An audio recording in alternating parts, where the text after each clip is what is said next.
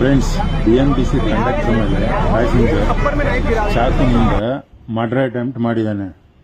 ಹೇಗೆ ಅಂದರೆ, ಒಂದು 50-60 ಜನ ಬಸ್ಸಲ್ಲಿ ಇದ್ರೂ ಕೂಡ ಪಬ್ಲಿಕ್ಕಲ್ಲೇ ಅವನು ಚಾಕು ತಗೊಬಂದು ಕಂಡಕ್ಟರ್ ಮೇಲೆ ಏನೋ ಹತ್ಯೆ ಯತ್ನ ಮಾಡಿರೋದು.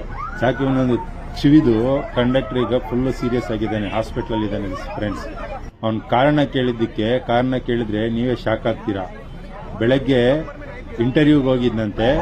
ಇಂಟರ್ವ್ಯೂಯಲ್ಲಿ ಅವನಿಗೆ ಕೆಲಸ ಬಂದಿಲ್ವಂತೆ.